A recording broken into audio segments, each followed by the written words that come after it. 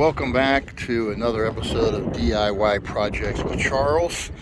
Today I am working on a 2014 Ram Promaster 2500 that is exhibiting an issue with starting problem. So that's what we're going to take a look at first. First thing we're going to do is see if we can duplicate the issue that I was having with it last night. So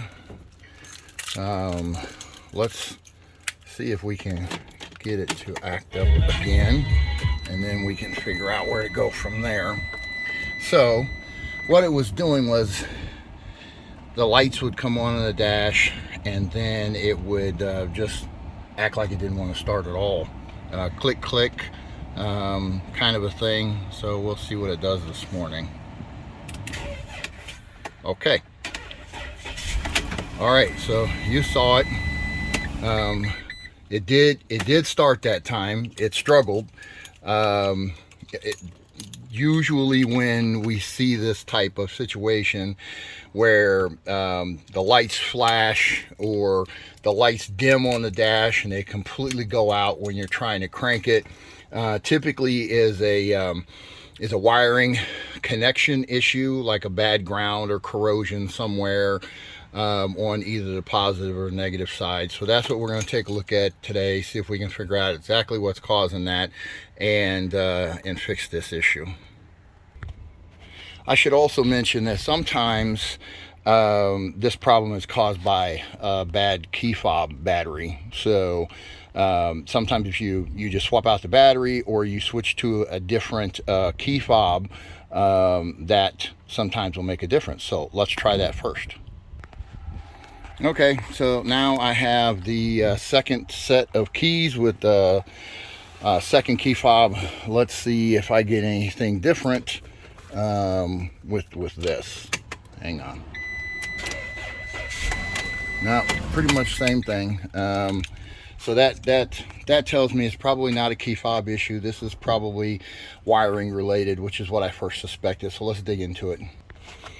Okay, so the first thing we're going to do is we're going to take a look at the battery and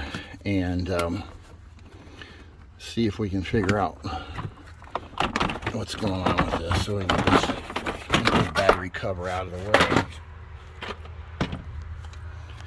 and just kind of do a preliminary visual. I don't see anything excessive, abnormal, just with a real quick look on this battery. Let's get this cover off. Not seeing anything abnormal on the positive side so far. Now there certainly could be some. I'm not seeing obvious corrosion, but there could be a connection issue. I'm always suspect of these kind of ground connections. So obviously this is coming off of the negative side of the battery, grounded to the body chassis here. But you can see, and this is factory, so this is nothing that's been modified or changed over time, but you can tell this is painted. I've always been concerned about how good of a connection do you get when it's been painted. So I'm going to probably take that off, clean that up real good with a wire brush, probably hit it with the wire brush and a drill, and try to get as good of a connection as I can minus the paint on this body ground, because that concerns me. This over here looks pretty good overall, but I'll take that off as well. I'm going to clean that entire negative battery terminal. I may do the same thing on the positive side, but I suspect this is more of a grounding issue than it is on the positive side, but you never know. So I'll take a look at both of them. I'll probably pull this battery connection off on this side and just clean it really good to make sure. So I've got a clean connection on the positive side, the negative side, and that ground where it goes to the chassis body. So that's what I'm going to attack first, and then we'll see if that makes a difference. Okay, I just pulled off this chassis ground. I highly suspect that more than anything else. And so this is a 1/2-inch bolt that came out of there. And you know, as you can kind of see here, you know, this is where it's grounding the electrical connection for the entire vehicle. And it's got this little circle around the outside, which probably doesn't really have any paint on it, but still, again, suspect. So, you know, in this scenario, you're relying on this vehicle being completely electrically grounded just through the threads of this bolt and the threads of that nut, which in my opinion are never enough to completely ground an entire vehicle system. So my strategy here, first thing, I'm going to come in here and clean this whole area up with a wire brush. I'm going to take it down to the metal. I'm not really concerned with rust so much because this is inside the vehicle. I mean, it's still a potential issue, but I'm more concerned at this point about making a good solid ground connection, metal to metal, in as many possible places as I can make happen. So I'll clean up this battery terminal really well. I want to make sure I'm getting, see there's a little bit of potential corrosion there. Again, this is not horrific by any stretch. But we're going to clean up both sides of that cable. We're going to clean up both sides of this down here, the bolt, as well as the surface that it mates to here, and then we're gonna try and start it again and see if that makes a difference or not. We're going to continue to address this one. We're going to take it apart and clean it up. Same thing on the positive side. We're going to take it apart and we're going to clean it up. But this is the primary concern right now, where I think the primary problem lies. So anyways, we'll find out here in a second. Okay, so I basically took a drill with the wire brush on it and used that to clean this up. And you can see, if you look at the before and after portion of this, you'll see that this is much shinier, much cleaner. Now this is the primary surface that does the grounding, so I made sure that was clean. I cleaned the top of the top of this cable, the bottom of this cable, and just tried to make sure that I had a really good strong connection before I go any further. So we will dive into some more of this just to make sure we're addressing this the right way, but I wanted to get that portion done first. So I'm going to reconnect this and we're going to give it a shot. Okay, so another thing that I did was as it relates to this bolt.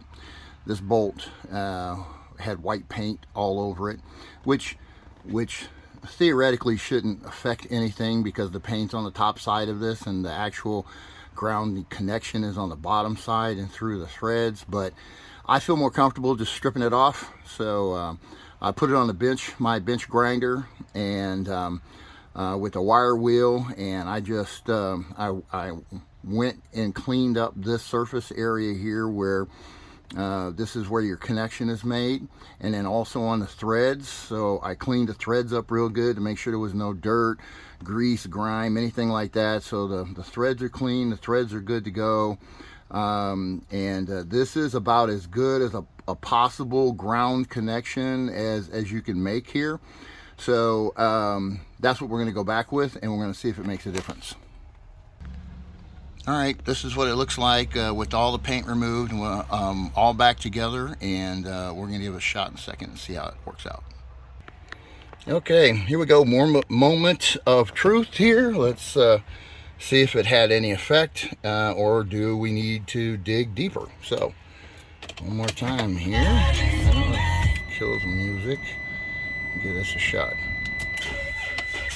Okay, still slow. Still slow. It did crank over. I'm still not happy with the cranking. Now, one of the things that I did want to do was I wanted to address this issue first with the ground wire before I decided to put a battery charger on this. Just wanted to see if it would make a difference. So I am going to put the battery charger on it now. We're going to get this battery completely where it needs to be. While I am doing that, I will be cleaning the terminals. So this will be both at the same time. A good charge on the battery and cleaning the terminals. Then we're going to come back and see if it's different. Okay, a couple of things. I just pulled this negative battery cable off.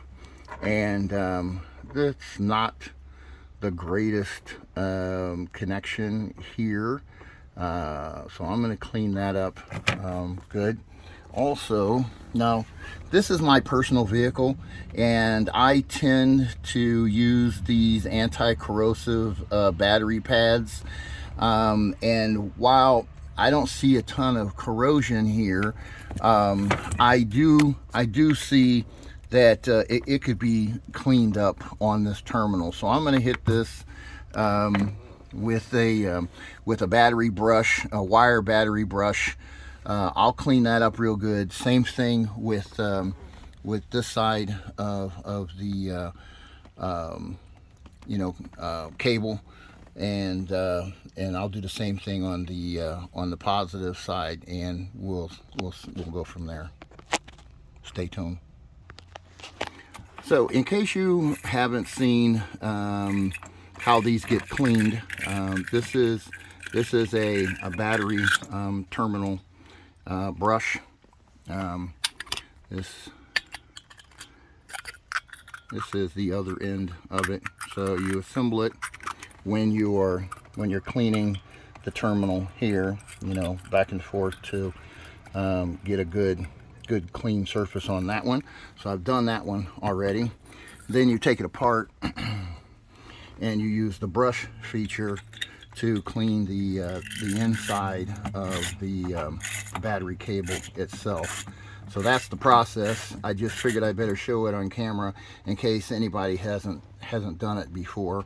They have an idea of what you're trying to do. So we're just going to clean these surfaces up as good as we can, make them nice and shiny, so there's no issue with any corrosion whatsoever. And you'd be surprised sometimes.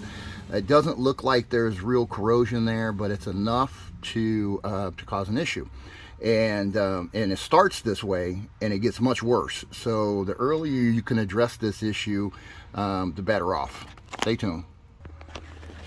Okay, another important thing that I failed to mention earlier is that whenever you're working on the electrical system of a vehicle, in or around the battery, it's always important to disconnect the negative side of the circuit first, which we've done here. And the primary reason for that is because you don't want to get in here. This is a 10 millimeter bolt. I'm sorry, 10 millimeter nut on the positive side. But if you get in here and you still have the negative side connected and you're messing around over here on the positive side, it's very easy for you to loosen this up and touch a chassis ground. You could touch a metal component like this over here with your wrench. Maybe your wrench reaches over far enough that it contacts this metal bracket. Anyways, as soon as you do that, you're conducting electricity. So you're going to see all kinds of sparks, and your wrench might even heat up. I mean, that's a problem. That's a direct short, And so you don't want to put yourself in that situation. So always disconnect the negative side of the battery first, come back here later, disconnect the positive side, and then you can continue to work on this safer. Okay, so I got this one disconnected now. So once you loosen up that terminal, this whole assembly lifts up out of the way. Some interesting things to note right from the get-go. You can see there's some corrosion inside that terminal. May have been enough to cause this issue, but yeah, that connector, that's not good. We're going to clean that up. Down here, usually, like I said from the get-go, this is a negative battery cable issue, but there is clearly corrosion on this positive. Starting right here, you can see that kind of white corrosion there on the battery terminal. So while there wasn't as much corrosion on the negative side, there is absolutely corrosion on the positive side, and that's the reason why we go through the whole process. We make sure we disconnect both positive and negative, clean them both really good, put it all back together, charge the battery, and see if we have eliminated the issue. But I suspect the primary problem on this vehicle is right there. So let's clean it up some more and see what we get. Okay, again, we're going to do the like before and after. So here's the after, where I've cleaned it up. I'm pretty confident I'm going to have a good connection on that battery when I put this back together. Here's the other side, right? So the connector itself, cleaned it up real good. So I don't think there's going to be any issues there whatsoever. Now, certainly, the problem could have been up here on these terminals up here as well, but I kind of wanted to attack it at the root, the source, where it connects to the battery, and that's where it was. So it could occur in other areas, but I don't think that's the case in this particular one. So this van is actually an RV conversion camper van, and so my wiring may be a little different than what you see on your van. I've got an extra cable coming in here. These commercial ProMaster vans are designed for upfits and additional accessories to be added, so they make it very convenient where you're not having to buy a bunch of accessories in order to connect to the battery. The terminals are all here. Basically, you just got to bring your wires in and connect to it. Same thing on the other side, on the negative side over here. Normally you would just have this primary cable here coming to the battery, but I've got a negative coming off of it also that runs to the battery bank in the back of this van. So I've got four house batteries connected in the back of this van that run the 12-volt system with a switch on it, where I can connect or disconnect this primary battery from the house batteries. And so I set it up that way so that I can have my solar panel on the roof of this van charge the primary battery along with the secondary batteries, and vice versa. Anytime I'm driving this vehicle, if I have them all connected, then my alternator is charging all 5 batteries together. So if I believe there's an issue, and I've been in camping situations where I didn't have good sun and my solar panel wasn't producing what I expected, I disconnect the primary battery from the house batteries in that scenario, because I don't want to get to a situation where it drains all of my batteries and I can't start the vehicle.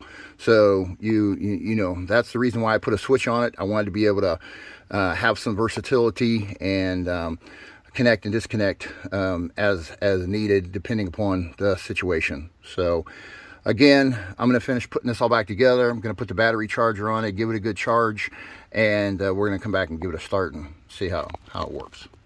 Stay tuned. Okay, here's a shot with it all reassembled. Everything's all hooked up. Again, at this point I'm going to throw the battery charger on it, and then we're going to try and start it, see what we get.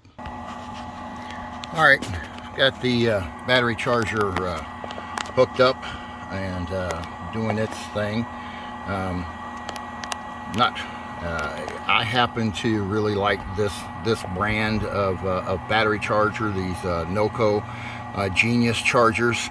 I've had this one for, I don't know, several years, 5-6 years, this G26000 model. What I really like about these is that it has this feature down here under repair mode. I didn't need it with this particular battery, but sometimes you get batteries that are so discharged you don't think you're going to be able to bring them back, but this battery charger will. And in that repair mode, what it does is it hits that battery with voltage spikes.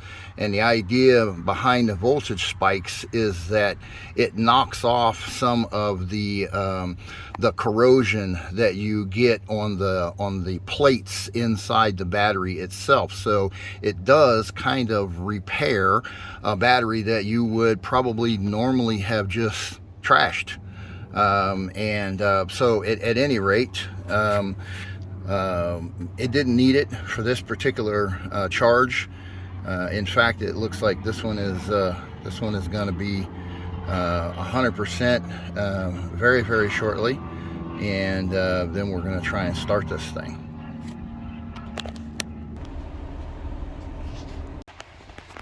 Okay, so after my last startup, after I've cleaned these terminals well, I did find some corrosion on both sides. One, the positive side was worse than the other one. But anyways, after all of that, cleaned everything, charged the battery. Battery is fully charged. The other thing I did was I went into the back and I disconnected this battery from the rest of the battery bank, or the house battery, so it's isolated right now. That way I am only testing this battery when I do this load test, and I'm not testing the whole system. At any rate, this is a battery load tester, another item that I picked up from Harbor Freight. And I use a lot of Harbor Freight tools, but that's beside the point. Anyways, just wanted to kind of walk you through this process and how this works. So there's a switch down here at the bottom of the tester. As you can see right now, it's connected, and it's showing that there's a little over 12 volts stored in this battery, which is good. The problem is, however, when you go to crank it, it doesn't seem to maintain 12 volts. So I got to looking at this thing, and I got to thinking about it, and I said, you know what? I bought this vehicle a number of years ago, and I couldn't remember that I've ever replaced this battery. Now maybe it was replaced before I bought it. I bought this vehicle in 2019, and so you know that we're already 7 years. It'd be 7 years old if it was brand spanking new when I bought it. The battery, that is. If it wasn't, then it's the original battery in this vehicle, and this is a 2014 model. So it would be, in my opinion, almost impossible for this to be the original battery. They just don't last that long. Okay, so it would be highly unusual. At any rate, I suspect the battery is shot. It's time to put a new one in, which I'm probably going to end up doing. But at any rate, you hook up the battery load tester, and what this does is it simulates like an engine cranking scenario, which is where you get like maximum amperage that you need cold cranking amps from the battery.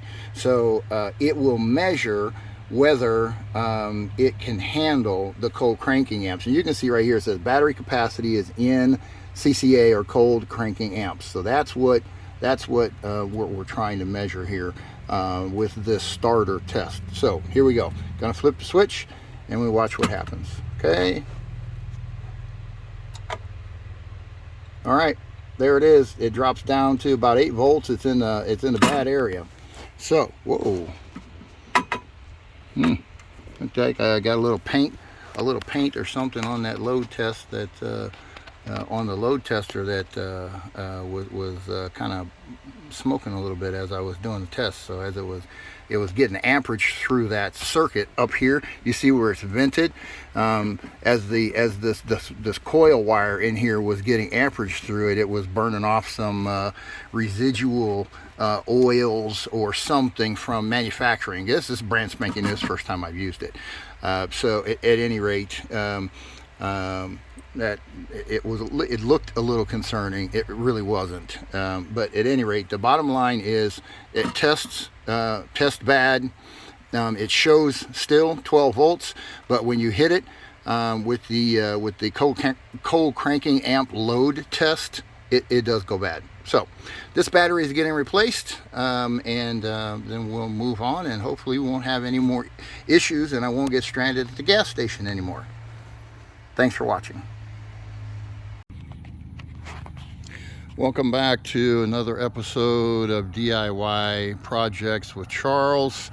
Today I'm working on this 2014 ProMaster 2500. I had identified the last time I was working on it that it had a battery related issue. So I ordered a battery. This is the new one that's going in, and so I will start to get this thing set up, and then I will show you how we put it all together. All right, we're going to start by getting this panel out of the way, and getting to the battery. This is the battery access panel under the feet of the driver on a ProMaster. So that's what we got to work with. Now this this battery that I ordered is get this cover out of the way.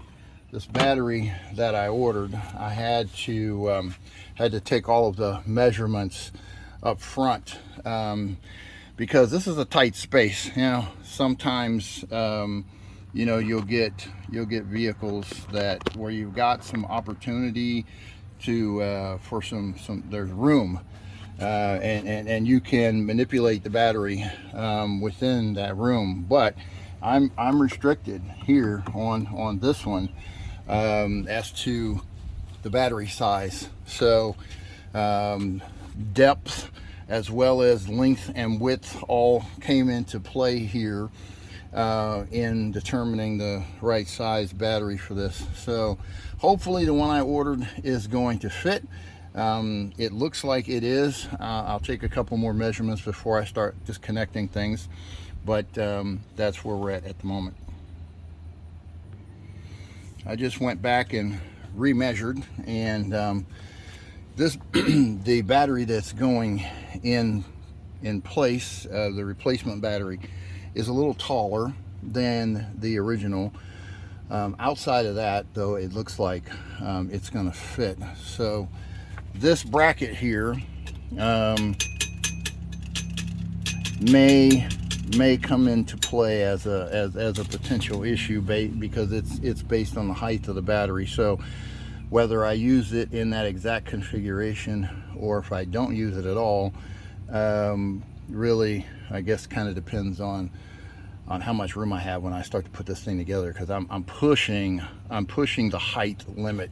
I've got, I think, 9.5 inches of height here to deal with, and that's right at the edge of the top of the battery terminal. So this could prove to be a little challenging today, but that's the plan. So I'm going to go ahead and start getting this thing disconnected. So I disconnected the negative cable, which is pretty easy on this vehicle. I kind of like this little swing arm mechanism. that only works on top post batteries, the old style top post batteries. So that mechanism, this is not going to be used. I'll probably just disconnect these two ground cables here, and then I'll figure out either I'm going to tie them together, or I'll use something similar to this setup on the new battery. I went ahead and pulled the nut on this bracket assembly, kind of get it out of the way, so we can kind of see what we're dealing with here. So it looks like it's pretty simple. You know, I've got this isolated already, so from an electrical standpoint, everything is pretty much shut down. So I'm not concerned about there, you know, being an issue with you know, a wire. As long as I keep it separated. Typically I take a rag and I wrap the cable with a rag, that way it doesn't accidentally touch something it's not supposed to. But at any rate, so the next step is I'm going to take the positive terminal loose. This whole assembly here then will come up, and then I can figure out how I'm going to take all of these. It would be nice if I could fit this whole assembly onto the new battery without any issue, but again, I'm already concerned with height. So this thing sits up a good ½ inch or so off the top of the battery, so that could be a problem. So I'm gonna, it may take a little retrofitting here to make all of this work, but I'm just gonna have to manipulate it as I go and figure out what's the best way of making all of this fit and it stay under the height limit, because obviously this thing's got a lid on it, and you know, it can't be sticking up, pushing the lid up. So at any rate, I'm going to go ahead and disassemble that, and then I'll come back on once I got all those pieces set up. All right, I've got the negative side loose now, and this is a 10 millimeter on the OE setup. So anyways, I just took that loose. This whole assembly pulls back out of the way, and makes it easier so you can get in here and access the battery itself.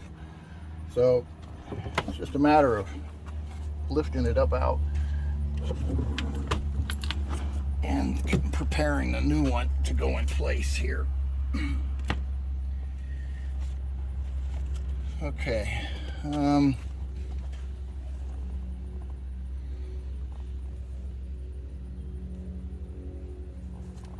Don't see anything here that, at least at this point, looks like it's going to be an issue. So let's get this one. See if we can get this one dropped in place. Now, one thing about these batteries, this battery is significantly lighter than the battery I just took out. So you know, as the battery technology progresses, you know, that's the one I took out was the old style, you know, lead acid battery. This one is one of the newer lithium batteries, and so at any rate, that's so they're lighter weight. Their construction is different. You know, these are not vented. They're maintenance free. You know, there's a lot of pluses to going with the new style battery. One of the things that you may have noticed is that while the positive and negative on this battery are still on the same side of the battery, being positive here and negative there, they are on the opposite side of the battery, the previous battery. So the posts were over here on the old one. So if you put this back into position where it goes, right, the post was over here, and now it's on this side. So I'm gonna obviously have to manipulate that in order to make that work. I think I might still be able to use the bracket, and it goes in the middle. I'm gonna have to play with this some. Maybe I can, maybe I can't. I don't know. This was designed obviously for the OE battery, which was smaller. So because of this lift on the one side of it, I may not be able to use it. It'd be nice if I could reuse it in a similar configuration, or even if there was a way to flip it upside down and put the bolt in the other way. I'm not sure if that's a doable thing or not, but yeah, that's welded in. I mean, I could get it out if I had to flip it around. Anyways, I'll figure out a way to deal with that. The good thing is, because this thing is in a box like this, it's not bouncing around like it's gonna fall out of its tray if it were under the hood and end up in the radiator fan or something like that, you know. So I'm not as concerned about it being cinched down as I would be if it was in a different location. And I guess worst case scenario, I could take a tie strap, you know, similar to this, a ratcheting tie down, and I could run a ratcheting tie down through here underneath the box, come up on the other side. I could ratchet this thing down, and I'd be good that way. So again, at this point, I'm not really overly concerned with how tight it is, because it's really not going anywhere. So now I'm going to start playing with the positive and negative sides of this, and see how many of these I can reuse, and what I can't reuse, I'm going to have to figure out a way to get all these connections together. It probably won't be as pretty as this when I'm finished with what I'm going back with, because I really like this. From an OE standpoint, I think that Ram did a really good job of making this vehicle easy to accessorize, because you can add whatever you want. The terminals are here. You just plug in your new wires and you're good to go. It may not be as easy when I'm done with it, but you know, I will do the best I can with what I have. So this is some of the stuff that you have to deal with sometimes when you are changing out and you're not going back with the original OE battery design.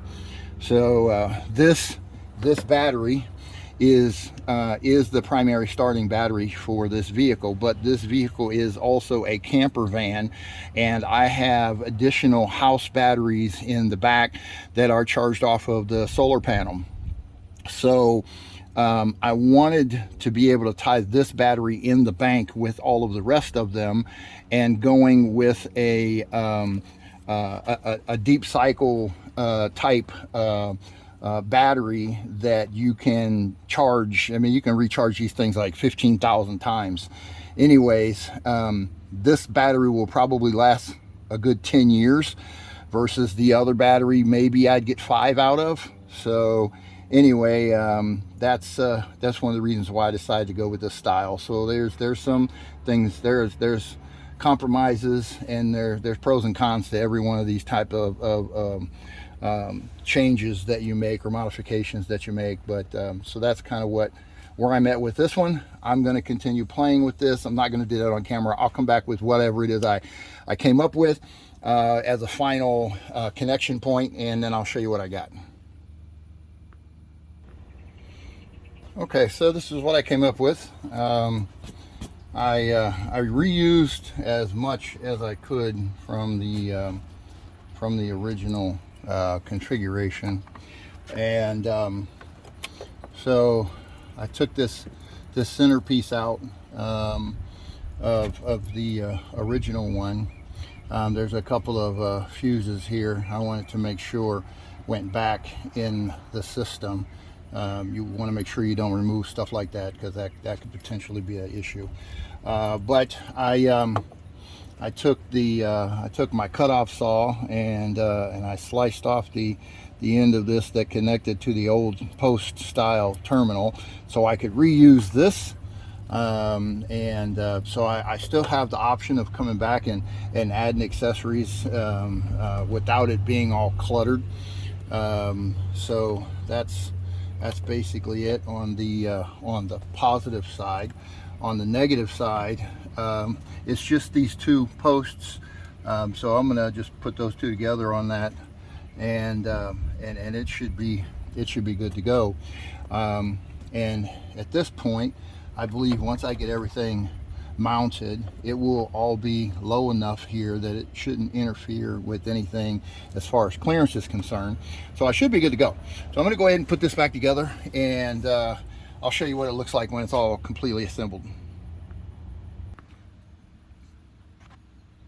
Okay, everything is reassembled now. Got everything all hooked back up,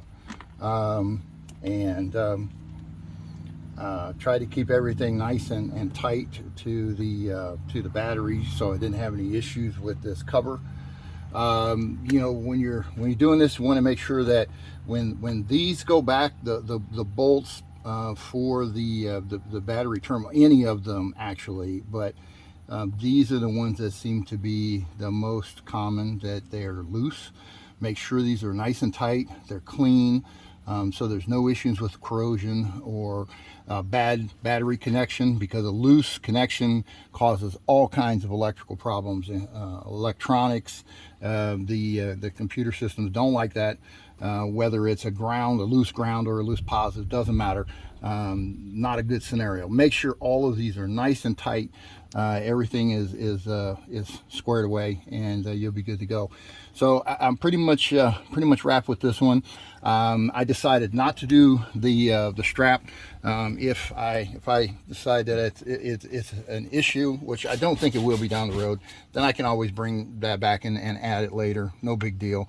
So I had a cranking issue with this vehicle before. The load test showed the previous battery, while it was fully charged, could not handle the cold cranking amps load.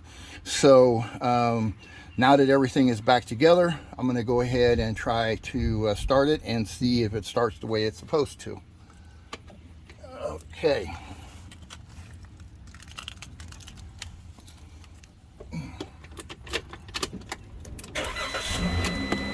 There it went. No problem at all. Started right up. Try that again.